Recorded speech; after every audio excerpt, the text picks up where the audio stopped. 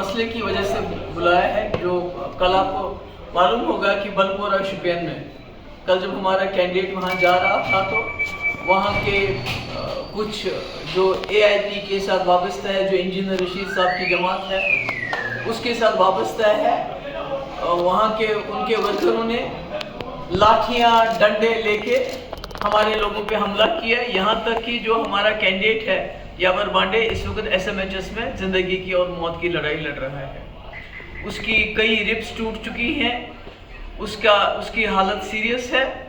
और मैं जानना चाहती हूँ कि इंजीनियर रशीद साहब तो जेल में हैं, तो ये जो पार्टी बनाने में मुफ्ती साहब को 50 साल लगे और अभी तक हमारे पास ऐसे रिसोर्सेज नहीं है कि हम जगह जगह कैंडिडेट खड़ा करें। एक आदमी जो जेल के अंदर है, पार्लियामेंट इलेक्शन लड़ते हैं, बहुत अच्छी बात है। अब उनकी ये ऑर्गेनाइजेशन के पीछे कौन है जो जगह जगह उनके लोग खड़े होते हैं? वो पैसा कहाँ से आता है, वो फंड्स कहाँ से आते हैं, और सबसे बड़ी बात वो जुर्रत कहाँ से आते हैं जिसकी वजह से वो गुंडागर्दी करते हैं। अगर PDP को हर जगह निशाना बनाया जाता है और अगर ये इस तरह की हरकत PDP के किसी वर्कर ने की होती, किसी कैंडिडेट की इस तरह पिटाई की होती, तो मुझे लगता है इस वक्त सारी PDP जेल के अंदर होती। तो मैं यहाँ की सरकार को बताना चाहती हूँ कि अगर आपने इंजीनियर रशीद साहब की पार्टी को दोबारा एक प्रॉक्सी पार्टी, जब आपकी बाकी प्रॉक्सी पार्टी फेल हो गई है, अब इंजीनियर रशीद साहब की पार्टी को आप सामने ला रहे हैं, उसकी आप भरपूर मदद कर रहे हैं पैसे से, बाकी चीज़ों से, तो मुझे ये बताइए कि आप फिर बताइए सीधे कि बाकी किसी पार्टी को इलेक्शन ही नहीं लड़ रहे हैं।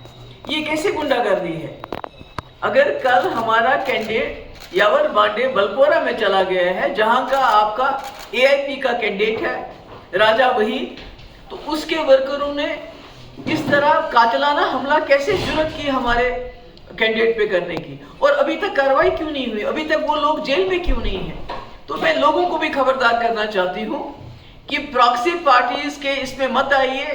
इनके पीछे एक बहुत बड़ी ताकत है जो चाहते हैं कश्मीर का वोट जो है वो डिवाइड हो जाए। खासकर PDP उनके निशाने पे है।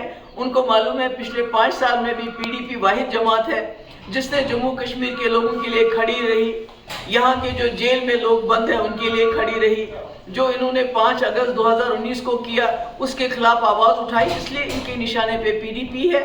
और ये जो इतनी भी जमातें हैं जो आज़ाद उम्मीदवार की शक्ल में आ रही हैं, AIP की शक्ल में नज़र आ रही हैं, उनका बाज़ाब्ता कहीं ना कहीं से उनकी फंडिंग हो रही है और उसके साथ उनको सरकार की पूरी प्रोटेक्शन मिल रही है। तभी उन्होंने जुर्रत की कि PDP के कैंडिडेट पे इस तरह कातिलाना हमला करें। Ma'am, you want any sort of probe in? वो तो पता है उनको अभी तक जेल में होने चाहिए थे, अभी तक वो जेल में बंद क्यों नहीं है? और ये जो AIP के कैंडिडेट है, इनके पास इतने वसाइल कहाँ से आ गए?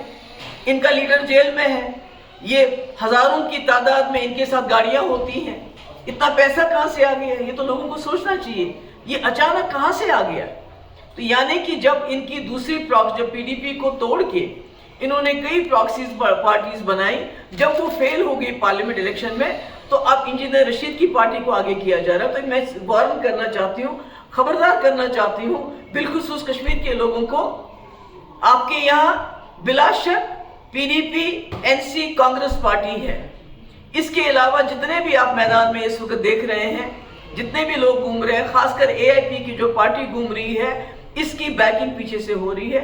ये खबरदार रहिए, ये बहुत नुकसान पहुंचाना चाहते हैं जम्मू कश्मीर के कॉज को, खासकर उस कॉज को जिसके लिए PDP पिछले कई सालों से लड़ रही है।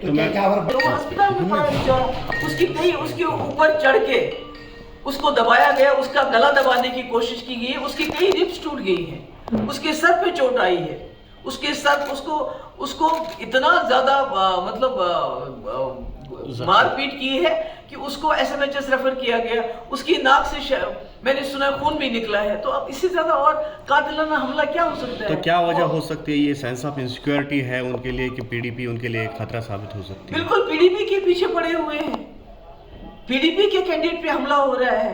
हर जगह जो PDP के रिबेल कैंडिडेट्स हैं उनको स्पॉन्सर किया जाता है। बच्ची का कैंडिडेट देख लीजिए जिसने प्रेशर कुकर निशान रखा है, जिसको हमने एक दिन नेशनल कॉन्फ्रेंस से वो हमारे पास आया, दूसरे दिन उसको कैंडिडेट बनाया, उसको इज्जत दी, सब कुछ दी। जी। तो आज वो भी प्रेशर कुकर का निशान लेके डोर टू डोर जा रहा है और उसकी भी उसको एनआईए के केस की वजह से ब्लैकमेल करके उसका भी इस्तेमाल कर रही है बीजेपी पीडीपी के खिलाफ। तो जिस तरह से राजनाथ सिंह जी का खिलाफ साजिश है। इनको मालूम है कि पीडीपी अगर ताकत में आ गई तो वो दिल्ली के डिक्टेट्स को नहीं मानेगी। तो राजनाथ सिंह जी का भी ये बयान आया है कि पीडीपी नहीं, देखिए मैं तो बार बार कहती हूँ कि बीजेपी सरकार के साथ हुकूमत बनाने के बावजूद मैंने 12,000 नौजवानों की एफआईआर वापस लिए, जबकि उसको स्टोन पेल्टिंग पीक पे थी। दिन में कोई जगह नहीं थी जहां पथराव नहीं होता था, मगर मैंने वापस ले ली। मैंने दिल्ली से डेलीगेशन मंगाया, बहुत टॉप डेलीगेशन था, हुर्रियत के दरवाजे पे भेजा, मैं और क्या कर सकती थी।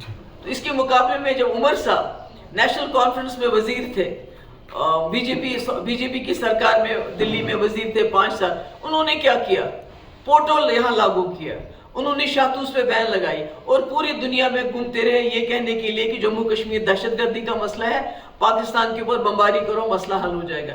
मैंने बीजेपी के साथ रह के पीडीपी का एजेंडा चलाया, जम्मू कश्मीर के लोगों का एजेंडा चलाया, मगर नेशनल कॉन्फ्रेंस ने बीजेपी के साथ रह के सरकार में रह के उनका एजेंडा चलाया, वो लोग उनके पास आयाम है। तो वकार रसूल का कहना है कि लाल झंडे के का ये जो एनसी कांग्रेस के अलायंस है ये असूलों की पे मबनी नहीं है।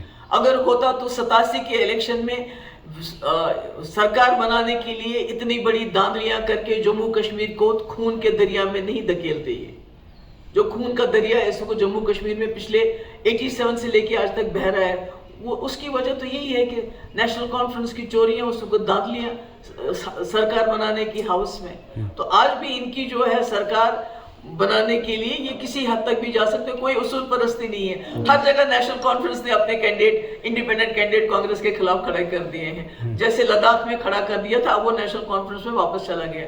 तो ये तो इनकी आपस में ऐसी है। Thank you ma'am. Thank you so much. Thank you.